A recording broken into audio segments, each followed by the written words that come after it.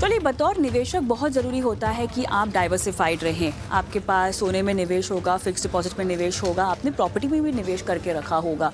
आपके पास एक financial portfolio जहाँ पे हो सकता है आप स्टॉक्स के ज़रिए निवेश कर रहे हो या और कोई निवेश का आपका कोई विकल्प होगा, कोई इंस्ट्रूमेंट होगा जिसमें आपने पैसे लगा रखे हों। लेकिन आज हम बात करने वाले हैं रियल एस्टेट की। रियल एस्टेट में बतौर होम बायर अगर आपने पैसे लगा रखे हैं, अगर आपके पास एक होम बायर की क्षमता से बिल्कुल अलग एक निवेशक की क्षमता में आपने पैसे लगा रखे हैं, जो शायद अगर म्यूचुअल फंड्स का कोई जरिया है और उसमें भी अगर आपने रीट्स के ज़रिए पैसे लगा रखे हैं, तो अब बजट में जो बदलाव आए हैं उसको उन बदलावों का असर किस तरह के निवेशकों को होगा, किस तरह के होम बायर्स पर होगा। मोटा मोटा तो हम सब समझ गए हैं, टैक्सेशन बेनिफिट को हटा दिया गया है। एलटीसी जो यहाँ पर 20% से 12.5% कर दी गई है और 1 अप्रैल 2001 के बाद से जो प्रॉपर्टीज़ खरीदी गई हैं उन पर इसका इम्पैक्ट होगा। रीट्स में जो एलटीसीजी है उसका किस तरह से इम्पैक्ट होगा। भले ही इंडस्ट्री स्टेक होल्डर्स इसका स्वागत कर रहे हैं, लेकिन इसके पीछे गणित क्या बैठता है और किसके लिए क्या गणित बैठता है, थोड़ा सा इस मामले में जाते हैं, बारीकी में जाते हैं और विस्तार से आपको समझाते हैं कि इसका मतलब क्या है और किस तरह के निवेशकों को और खरीदारों पर इसका इम्पैक्ट होगा। पंकज कपूर, फाउंडर एमडी लियासिस फोरास मेरे साथ जुड़ गए हैं और साथ ही Pankaj Kumar, VP fundamental research Kotak securities मेरे साथ जुड़ गए हैं। आप दोनों का ही स्वागत है आज के इस शो में। तो आप दोनों का ही नाम पंकज है, तो आज मेरे ख्याल से मैं आपके सेकंड नेम से आपको ज़्यादा मुखातिब करूंगी ताकि कोई कन्फ्यूजन ना हो ऑन एयर। तो कपूर सर, यही समझना चाहेंगे सबसे पहले, क्योंकि अब जितनी भी प्रॉपर्टीज़ मेरे ख्याल से अप्रैल 2001 के बाद से ली गई है उस पर हम इस नियम को लागू होता हुआ देखेंगे आगे। लेकिन इसमें भी किस तरह का गणित है और कैसे इसको सेट ऑफ भी किया जा सकता है। इंडेक्सेशन मेरे ख्याल से एक डैम्पनर है जो चला गया है। इंडस्ट्री स्टेक होल्डर सभी की हमने बात भी सुनी है इसको लेकर, लेकिन किसी भी तरह का रिस्पाइट उन तमाम लोगों के लिए जिनकी प्रॉपर्टी 2001 के बाद की है, क्या आपको मिलता हुआ दिखाई दे रहा है? कैसे ये गणित बैठता है, ज़रा समझाइएगा।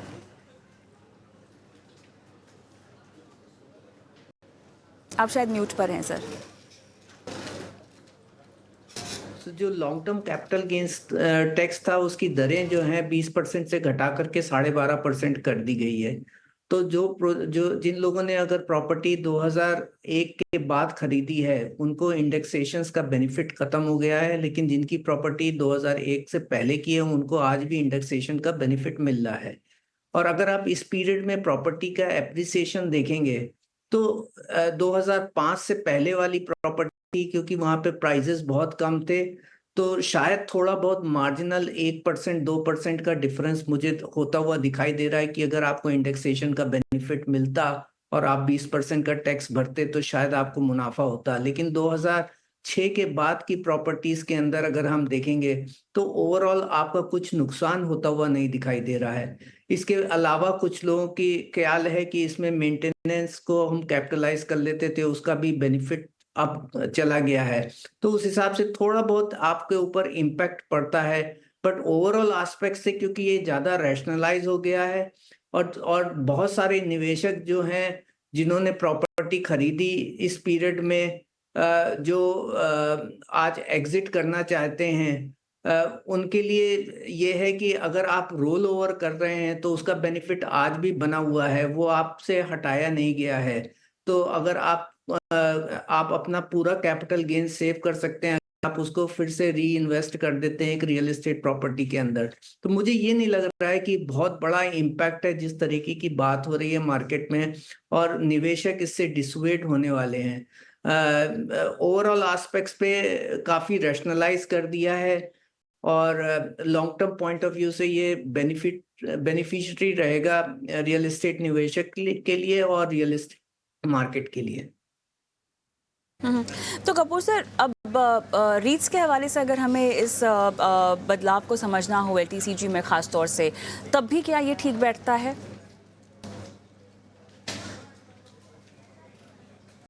पंकज कपूर सर, आपको मेरी आवाज आ रही है? चलिए आगे बढ़ते हैं और आपसे मैं सवाल लेना चाहती हूँ फिर यही वाला, क्योंकि पंकज कुमार जी, यहाँ पर रीट्स की हम बात कर रहे हैं। वैसे तो इसको लेके जागरूकता बहुत कम ख्याल से बहुत चुनिंदा रीट्स ही हैं हमारे देश में, गिने चुने हैं, उसको भी लेकर लोग बस ज़्यादा मेरे ख्याल से अवेयर नहीं है। पर जिस बदलावों की हम बात कर रहे हैं एलटीसीजी को लेकर, इसको रीट्स के हवाले से हम कैसे समझें? नमस्कार। रीट्स की जहाँ तक बात है, इस बजट में एक प्रपोजल लाया गया है जिसमें जो लॉन्ग टर्म कैपिटल गेन्स के लिए जो आपकी होल्डिंग पीरियड होती थी पहले, रीट्स के लिए वो 3 साल होती थी। अभी उसको कम करके 1 साल कर दिया गया है, जो कि एट पार है अदर इक्विटी इंस्ट्रूमेंट जो भी हैं वहाँ उसके। यहाँ पर जो इसके वजह से एक हमें बेनिफिट जो दिखता है, ये कि रीट्स में निवेशकों का इंटरेस्ट इंक्रीज़ होगा, क्योंकि अभी लॉन्ग टर्म कैपिटल गेन्स की बेनिफिट वो 1 साल होल्डिंग के बाद भी ले सकते हैं। ये एक बड़ा है जो प्रपोजल आया है बजट में। इसकी वजह से लिक्विडिटी भी इम्प्रूव होगी एंड रीट्स ओवरऑल एक इंस्ट्रूमेंट जो है लॉन्ग टर्म इन्वेस्टमेंट के हिसाब से अच्छा इंस्ट्रूमेंट है, जहाँ पर अगर किसी निवेशक को कमर्शियल रेंटल मार्केट में इनडायरेक्ट एक्सपोज़र लेना है, तो वो रीट्स के थ्रू ले सकते हैं। ऑलराइट, अब तक अगर हम रीट्स में निवेश को लेकर बात करें पंकज कपूर सर, तो कितना उत्साह आपको इसमें आता हुआ दिखाई दे रहा है? देखिए, ओवरऑल एस्पेक्ट्स पे जो रीट्स है थोड़ा सेफ इन्वेस्टमेंट माना जाता है, क्योंकि उसमें आपके पास क्वार्टरली डिविडेंड मिलते हैं, तो एक तरीके की आपकी रेगुलर इनकम का फ्लो रहता है, और साथ में कैपिटल एप्रिसिएशन जो अगर आपका होता है उसका बेनिफिट रहता है। लेकिन क्योंकि वो इक्विटी रिटर्न से इसका रिटर्न थोड़ा सा कम रहता है, तो थोड़ा सबड्यूड रुझान है। और बीच में ऐसा हुआ कि कोविड का जब पीरियड आया, तब ये माना गया कि रियल एस्टेट और specially commercial real estate market पे इसका बहुत बड़ा इम्पैक्ट होगा, तो थोड़ा सा सबड्यूड रिस्पॉन्स था। लेकिन पिछले 1 साल के अंदर हमने देखा एक अच्छी रिकवरी है, एब्जॉर्प्शन अच्छे हो गए। हालांकि आज भी आपकी वैकेंसीज जो हैं वो 18-19% पे चल रही हैं, लेकिन हमने थोड़ा रेंटल के अंदर एक स्ट्रेंथनिंग देखी। और दूसरी बात है, जितनी भी लिस्टेड रीट्स हैं और जो वो सारी एक ए ग्रेड प्रॉपर्टीज हैं, जिनके अंदर टेनेंट्स की प्रोफाइल भी बहुत अच्छी है, ए ग्रेड टेनेंट्स हैं, तो इतना रिस्क नहीं लगता। तो ओवरऑल एस्पेक्ट्स पे मुझे ये लगता है कि आगे चलते हुए आपको यहाँ पे इन्वेस्टर का रुझान होता हुआ दिखाई देगा, और मार्केट में थोड़ी बहुत मैच्योरिटी आ गई। अब हमारे पास 4 रीट्स हैं, और मेरे हिसाब से long term point of view से मोर एंड मोर रीट्स आपको आती हुई दिखाई देगी। क्या लगता नहीं है आपको पंकज कपूर सर कि रीट्स में थोड़ा सा और अट्रैक्शन बढ़ाने के लिए इसके दायरे को खोलने की ज़रूरत है? और क्या कुछ आपके मुताबिक किया जा सकता है? कि टैक्स के एक पहलू पे मैं बात नहीं कर रही हूँ, हालांकि उस पर भी आपसे बात नहीं हो पाई है, शायद ऑडियो की कोई दिक्कत थी, तो अपना तो पहलू आप दिखाइएगा, लेकिन क्या वक्त आ गया है कि हम इसको और खोलें, और मेरे ख्याल से टैक्सेशन के लिहाज से कोई और इन्वेस्टर फ्रेंडली बदलाव जो कि काम में आ सकते हैं इसकी अट्रैक्टिवनेस को बढ़ाने के लिए?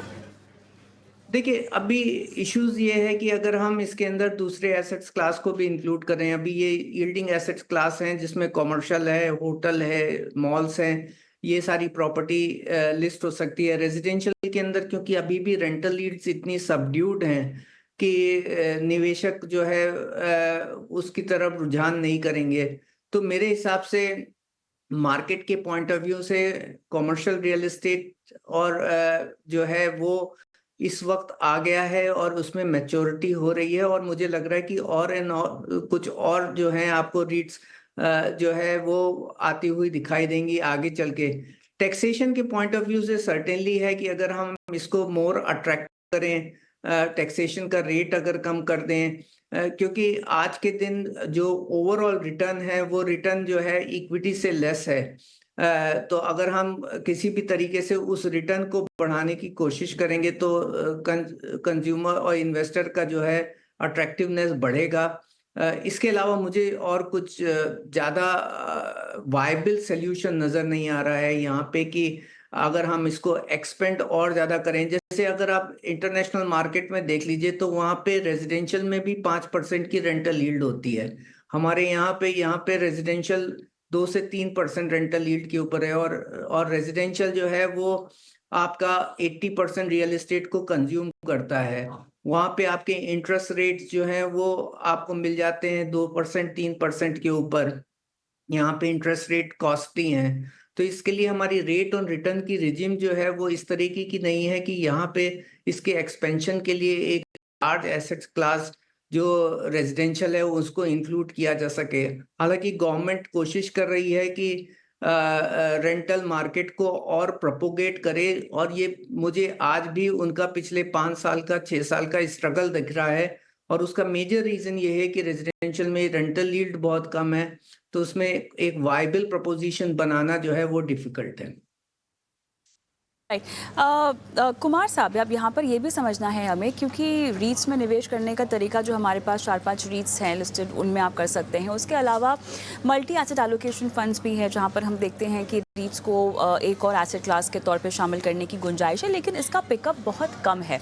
आपकी एनालिसिस क्या कहती है, ऐसा क्यों है कि बाकी कमोडिटीज़, जैसे कि हम कमोडिटीज़ की अगर बात करें, उनको जगह मिल गई है, सोना चांदी हो, लेकिन रीट्स को ऐसे बहुत कम फंड्स हैं जिन्होंने जगह दी है?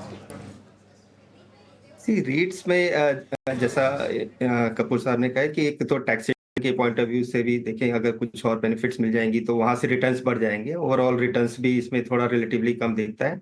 एंड सेकंड फैक्टर था लिक्विडिटी फैक्टर भी, आप देखिए। सो अगर ये प्रपोजल जो आया है लॉन्ग टर्म कैपिटल गेन्स का जो होल्डिंग पीरियड रिड्यूस किया है, ये एक पॉजिटिव इसका एक इम्पैक्ट हम देख सकते हैं लॉन्ग टर्म में।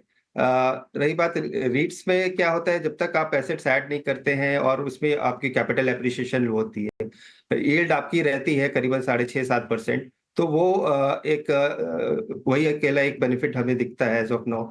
सो यहाँ पर थोड़ा लिक्विडिटी एक बड़ा फैक्टर है, वो आने से एक पॉजिटिव इम्पैक्ट हमें दिखेगा इसमें। पंकज कुमार, यहाँ पर क्योंकि हम सेक्टर की बात कर रहे हैं, अब ऐसे में देखिए इंडेक्सेशन चला गया है और एलटीसीजी यहाँ पर भले ही कम कर दिया है, लेकिन देखिए घर खरीदने का सपना हर भारतीय का होता है, ठीक है। और जब घर खरीदने की बात आती है, ऐसा नहीं है कि ये बदलाव मायने नहीं रखते हैं, बिल्कुल ये सेंटिमेंट डैम्पर हो सकते हैं, लेकिन जिसको अब घर खरीदना है वो तो घर खरीदे ही खरीदेंगे, ठीक है। अब ओवरऑल निवेश के लिहाज से इस सेक्टर में स्टॉक वाइज और रीट्स के जरिए निवेश करने का पहलू आप कैसे एनालाइज करते हैं? पंकज कुमार, पहले आप बताइए। इस सेक्टर में अगर बात करें तो दो ब्रॉडर एस्पेक्ट हैं, residential side and commercial side.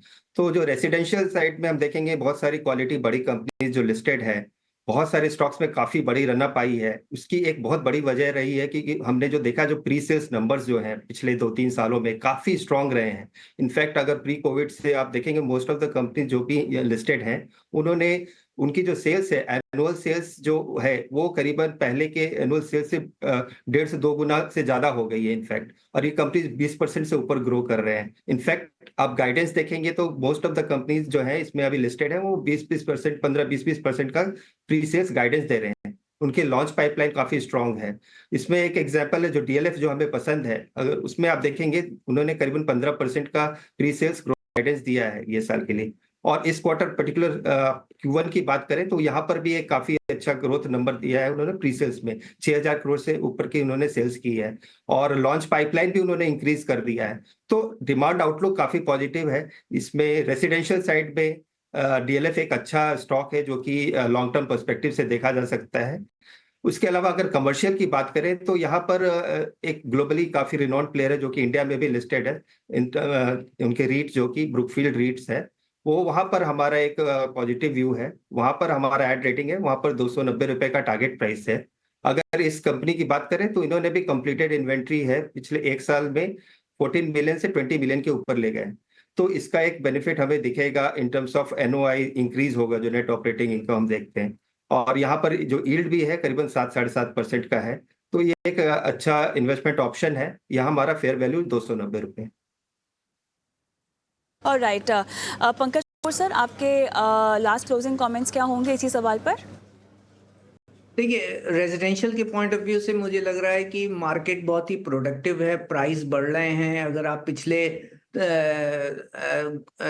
Like NDA government का एक पीरियड देख लीजिए, तब से in terms of value of stock sold में मार्केट 3 गुना बढ़ गया है। तो कंटिन्यूअसली वैल्यू वाइज जो है वो ग्रोथ दिख रही है।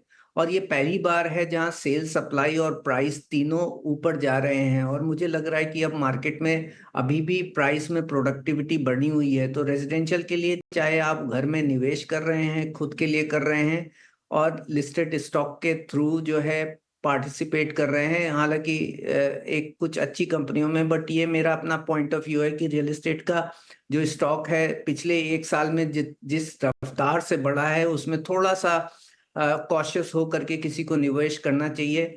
लेकिन उसके अलावा अगर आप कॉमर्शियल की बात करें, एक रीट से एक अच्छा जो है आपको सॉल्यूशन होता हुआ दिखाई दे रहा है। तो ओवरऑल एस्पेक्ट्स पे रियल एस्टेट एक प्रोडक्टिव है। गवर्नमेंट ने बड़े अच्छे से इनिशिएटिव लिए हैं जिसमें आगे चलते हुए इसमें और फर्दर ग्रोथ होती हुई दिखाई देगी। अफोर्डेबल हाउसिंग में CLSS स्कीम का इनिशिएशन जो है एक बड़ा पॉजिटिव है।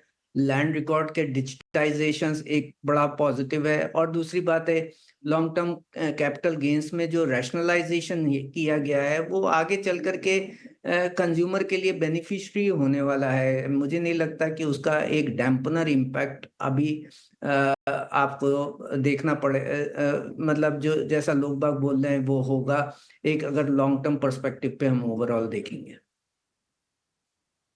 ऑलराइट, चलिए तो यहाँ पर निवेश के लिहाज से अगर देखें, भले ही आपको रीट्स के ज़रिए पैसे लगाने हो या कोई स्टॉक स्पेसिफिक रणनीति बनानी हो, अब भी आउटलुक ब्राइटर साइड पर ही दिखाई दे रहा है।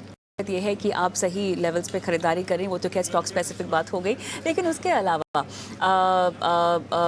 जो बाकी तैयारी होती है घर खरीदने को लेकर वो आपको अपनी मजबूत रखनी होगी। और जैसे कि लॉन्ग टर्म की बात हो रही है और ऐसे में जो भी बदलाव हुए हैं वो इतना सेंटिमेंट ख़राब करने वाले नहीं और इम्पैक्ट करते हुए नहीं दिखाई दे रहे हैं। बहुत बहुत धन्यवाद आप दोनों का इस खास पेशकश में शिरकत की और दर्शकों को इतनी आसान भाषा में इस पूरे मामले को समझाया। हम रुकेंगे एक ब्रेक के लिए और ब्रेक के उस पार अब आप एक ऐसे दर्शक ज़रूर होंगे हमारे जो SIP के ज़रिए म्यूचुअल फंड में निवेश करते होंगे, और बहुत ज़रूरी है ये गणित समझना कि लॉन्ग टर्म कैपिटल गेंस और शॉर्ट टर्म कैपिटल गेंस आपके SIP के निवेश पर कैसे इम्पैक्ट करेगा। एक तो ये लगेगा कैसे, क्योंकि आप अगर निवेश कर भी रहे हैं SIP के ज़रिए, भले हर महीना कर रहे हो, हर तिमाही कर रहे हो, छमाही कर रहे हो, या लमसम भी अगर आपने निवेश करके रखा हुआ है चरणों में, तो इसका इम्पैक्ट किस तरह से पड़ेगा, इसकी कैलकुलेशन क्या है, कैसे बैठती है, समझाएंगे आपको ब्रेक के बाद।